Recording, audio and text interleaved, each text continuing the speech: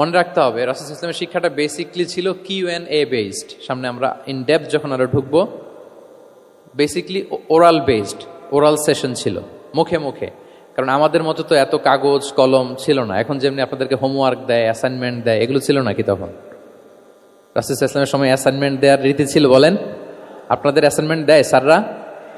হ্যাঁ, সবাইকে দেয়? ভাল লাগে অ্যাসাইনমেন্ট করতে? ভাল লাগে না? আচ্ছা, ভাল লাগে কার কার দেখি হাত তোলেন। সর্বনাশ,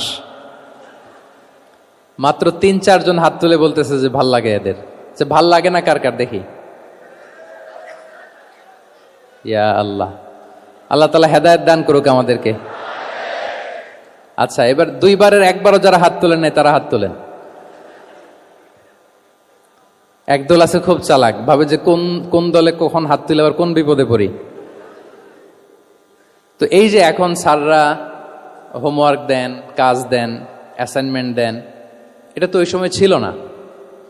ফলে এটা রাসূল সাল্লাল্লাহু আলাইহি ওয়াসাল্লামের পাঠদান পদ্ধতিটা বেসিকলি ছিল Q&A বেসড, প্রশ্নোত্তর পর্ব। সাহাবারা জিজ্ঞেস করতেন, না জানলে রাসূল সাল্লাল্লাহু আলাইহি ওয়াসাল্লাম আবার জিজ্ঞেস করতেন, দেখি ওরা জানে কিনা। এরকম অনেকভাবে তিনি শেখাতেন, আমরা সামনের দিকে আরো দেখব।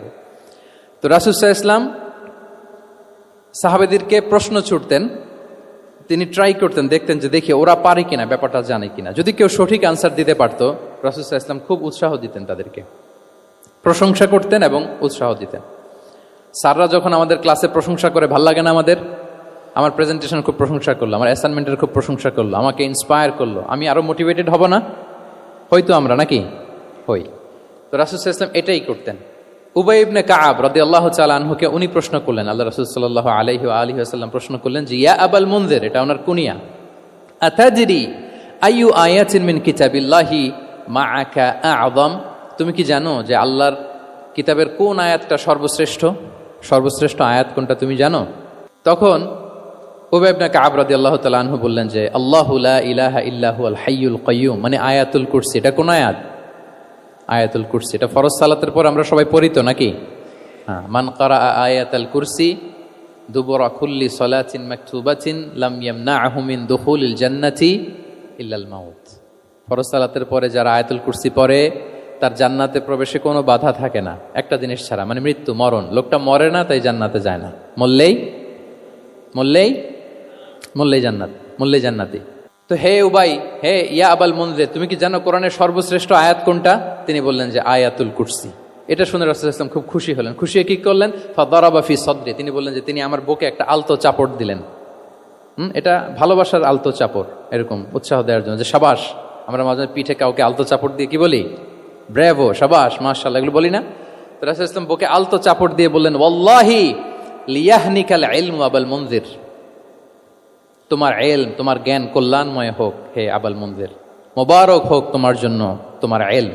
মে knowledge be present for you, তোমার জ্ঞানটা বরকতময় হোক, কল্যাণময় হোক। তাহলে তিনি যখন সঠিক উত্তর দিতে পারলেন, রাসূল ইসলাম খুশি হয়ে বুকে আলতো চাপড় দিয়ে তার প্রশংসা করলেন, তার জন্য দোয়া করলেন। রাসূল ইসলাম এভাবে উৎসাহ দিতেন। এতে করে কি হয়? শিক্ষার্থীদের কনফিডেন্ট বাড়ে। কি হয়? যে স্যার যখন আমাকে এত কিছু বলতেছে, তাহলে নিশ্চয়ই আমি কিছু একটা ভালো কিছু করছি, আমাকে দিয়ে কিছু একটা হবে। আমাকে দিয়ে, আমরা অনেক সময় ভুল করে বলে ফেলি যে তোকে দিয়ে কিছুই হবে না, বলে ফেলি না? এতে হয় কি? কনফিডেন্ট কমে যায়। মা বাবারাও এটা করে যে তুই কিছুই পারবি না, তোকে দিয়ে কিছুই হবে না। বাংলাদেশে একটা বিখ্যাত কথা আছে, ওই যে ছেলে মেয়ে A+ না পেলে, পাশের বাড়ির কেউ পেলে বলে যে ওর পা ধোয়া পানি খা। কি বলে? তুই A+ পাইলি না, ওই দেখ ওই বাড়িতে পেয়ে গেল, ওর কি খা? পা ধোয়া পানি খা। তো আসলে এতে কি হয়? কনফিডেন্স কমে যায় ছেলে মেয়েদের। এটা যেন আমরা না বলি, বরং ওদেরকে ইন্সপায়ার করতে হবে, হ্যাঁ, উৎসাহিত করতে হবে, প্রশংসা করতে হবে।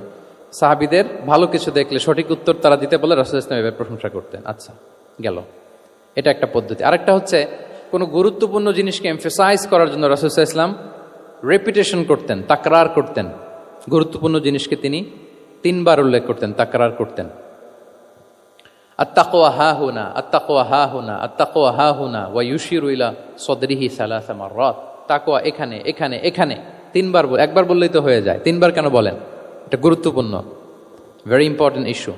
গুরুত্ব বোঝানোর জন্য এমফেসাইজ করতে যে তিনি কোনো জিনিসকে কয়বার বলতেন?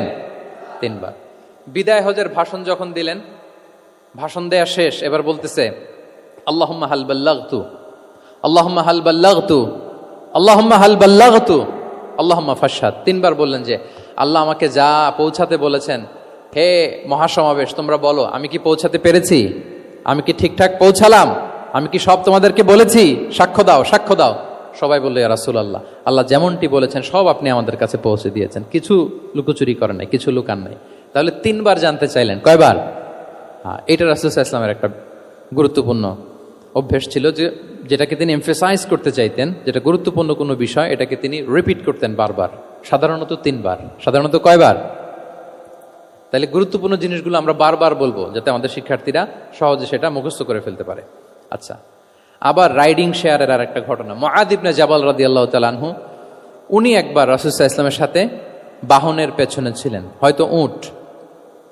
কুনতু রিদফান নবী, মুআদ ইবনে জাবাল বলেন আমি রাসূল সাল্লাল্লাহু আলাইহি ওয়াসাল্লামের পেছনে একবার বসা ছিলাম, তো তখন হঠাৎ করে রাসূল সাল্লাল্লাহু আলাইহি ওয়াসাল্লাম আমাকে ডাক দিলেন। রাসূল সাল্লাল্লাহু আলাইহি ওয়াসাল্লাম সামনে, মুআদ ইবনে জাবাল পেছনে। হঠাৎ ডেকে বললেন ইয়া মুআদ ইবনে জাবাল, হে মুআদ ইবনে জাবাল। তো তিনি বললেন খুব বিনয়ের সাথে, কুলতু লাব্বাইকা রাসূলুল্লাহি ওয়া সাআদাইক, মানে হে আল্লাহ রাসূল আমি হাজির, আমি প্রস্তুত। হে আল্লাহ রাসূল আপনি খালি অর্ডার করেন, বান্দা হাজির। আমরা এরকম বলি না মাঝে মাঝে বাংলায়, কি বলি? বান্দা হাজির, মানে আমি আছি আপনার খেদমতে, আপনি বলেন। তো রাসূল সাল্লাল্লাহু আলাইহি ওয়াসাল্লাম বললেন ইয়া মুআদ ইবনে জাবাল লাব্বাইকা রাসূলুল্লাহি ওয়া সাআদাইক, ইয়া রাসূলুল্লাহ আমি হাজির। কিন্তু রাসূল সাল্লাল্লাহু আলাইহি ওয়াসাল্লাম কিছু বলেন না, কিছুই বলেন না। আবার যাচ্ছে, উট যাচ্ছে যাচ্ছে যাচ্ছে, কয়েক মিনিট পরে আবার ডাক দিলেন ইয়া মুআদ ইবনে জাবাল, হে মুআজ। উনি একই কথা, লাব্বাইকা রাসূলুল্লাহ সাআদাইক, হে আল্লাহ রাসূল আমি হাজির, উপস্থিত। আবার ইয়া মুআদ ইবনে জাবাল, হে মুআজ। তিনি একই কথা বললেন, লাব্বাইকা রাসূলুল্লাহ। 3 বার বললেন, 3 বার মুআদ ইবনে জাবাল একই উত্তর দিলেন। তার মানে ওনার আগ্রহটা বাড়াচ্ছেন। রাসূল সাল্লাল্লাহু আলাইহি ওয়াসাল্লাম একটা গুরুত্বপূর্ণ কথা বলবেন, এই কথাটা শোনানোর জন্য মুআদ ইবনে জাবালের উনি কি করতেছেন? ভেতর থেকে কথা বুঝতেছেন আমার সবাই, আগ্রহটা আরো বাড়াচ্ছেন, আরো বাড়াচ্ছেন। যখন দেখলেন যে না, আগ্রহ একেবারে 100-এ 100, এখন বললে সেটা রিসিভ করতে পারবে, কাজে দিবে, তখন তিনি বললেন যে মুআজ তুমি কি জানো, হাল তাদরি মা হাক্কুল্লাহি আলাল ইবাদ, বান্দার উপর আল্লাহর হক কি জানো? তিনি বললেন আল্লাহু ওয়া রাসূলুহু আ'লাম, আল্লাহ আল্লাহ রাসূল ভালো জানেন। সাহাবাদের একটা বৈশিষ্ট্য ছিল, they are very down to earth, মানে আউট অফ হাম্বলনেস তারা বলতেন আল্লাহ আল্লাহ রাসূল ভালো জানে। তো তিনি বললেন যে আল্লাহর বান্দার উপর আল্লাহর অধিকার হচ্ছে যে বান্দা কখনো আল্লাহর সাথে শিরক করবে না, এক আল্লাহর ইবাদত করবে। কিছুক্ষণ পর আবার ইয়া মুআদ ইবনে জাবাল, দেখেন কি স্টাইল, মানে রাজকীয় একটা স্টাইল, ইয়া মুআদ ইবনে জাবাল। আবার তিনি লাব্বাইকা রাসূলুল্লাহ সাআদাইক, হে আল্লাহ রাসূল আমি তো হাজির। তখন বললেন তুমি কি জানো আল্লাহর উপরে বান্দার হক কি? এতক্ষণ তো জানলা যে আল্লাহর হক কি, তুমি কি জানো যে আল্লাহর প্রতি বান্দার হক কি? আবার বললেন যে আল্লাহ আল্লাহ রাসূলই ভালো জানেন। তখন রাসূল সাল্লাল্লাহু আলাইহি ওয়াসাল্লাম বললেন যে আল্লাহর হক যেমনি তুমি জানলে যে বান্দা আল্লাহর সাথে শরীক করবে না, এক আল্লাহর ইবাদত করবে, এটা যদি কোনো বান্দা করে তাহলে ওই বান্দাকে কখনো আল্লাহ শাস্তি দিবেন না। এটা হচ্ছে বান্দার হক, আল্লাহর কাছ থেকে সে এটা পাবে যে আনলা ইউআযিবাহুম, আল্লাহ তাআলা তাকে কখনো শাস্তি দিবেন না। তাহলে আপনারা বলেন তো, ওটে করে রাসূল সাল্লাল্লাহু আলাইহি ওয়াসাল্লাম যাচ্ছে, পেছনে কে বসা? হুট করে বলল মুআজ একটা কথা শোনো, আল্লাহর হক হচ্ছে বান্দা আল্লাহর ইবাদত করবে, আর বান্দার হক হচ্ছে এটা করলে সে শাস্তি পাবে না। কথাটা যদি এমনি বলে দিত তাইলে কি এত এটা গুরুত্ব পাইতো? কথা বলেন, পাইতো? এটা তো 10 সেকেন্ডই শেষ। কিন্তু যেতে যেতে হে মুআদ ইবনে জাবাল, লাব্বাইকা ইয়া রাসূলুল্লাহ সাআদাইক, কিছু বলে না। হে রাসূল আমি তো শুনতেছি, বলেন।